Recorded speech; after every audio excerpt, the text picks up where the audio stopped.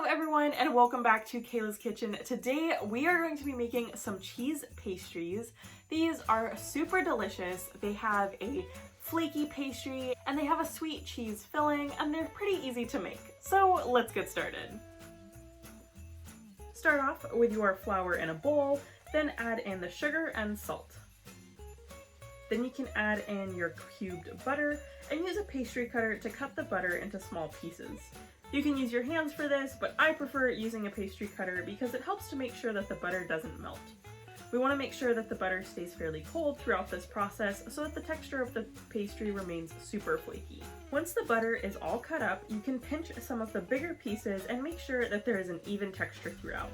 Then you can add in the milk just a little bit at a time until the dough comes together. If you don't need to, don't use all of the milk. You can see here I had a little bit left. You just want enough liquid to make sure that the dough sticks together. Now you can roll out the dough onto a floured surface. If any parts stick together, make sure to add additional flour. Then you can spread the softened butter onto 1/2 of the dough rectangle, making sure to keep a good border of unbuttered dough around the edge. Then fold the unbuttered dough on top of the buttered side. Now you will have a rectangle 1/2 the size of the first one. Fold over 1/3 of the dough and then the remaining third over top of that. Now your dough should be an even smaller rectangle. You can go ahead and fold this in half and then you should have a square. Now you can lightly flour your surface and dough again and roll the dough out to a large square.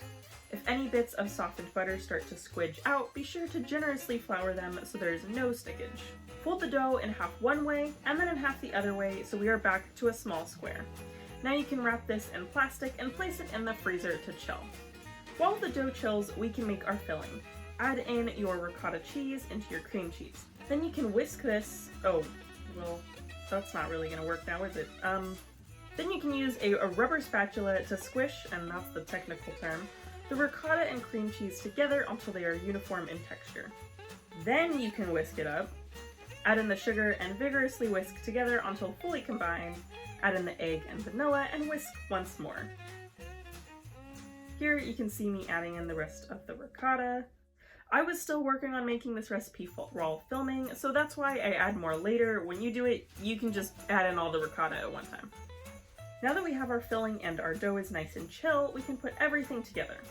Roll the dough out to form a large rectangle and cut out 2 of the same size square. My cutter is 2 3/4 inches long.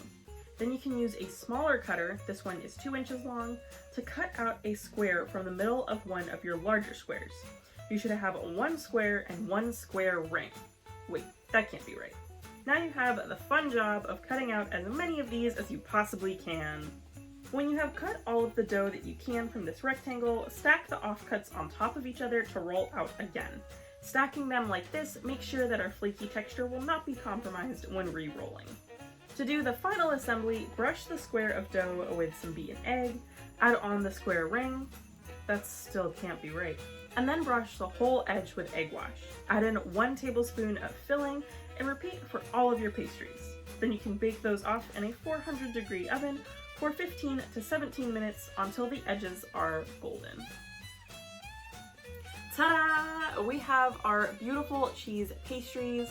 They're kind of like a Danish, but instead of having a yeasted dough, they're made with a flaky pastry.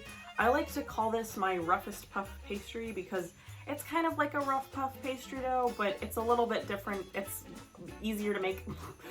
And they have a really good creamy cheese filling that is just so tasty. They're delicious. You should definitely try them.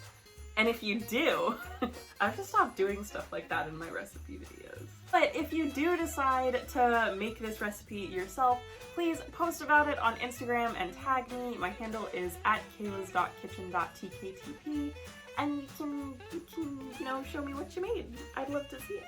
Thank you guys so much for watching. If you enjoyed this video, please give it a like and subscribe down below. But that is all for now, so as always, happy sipping.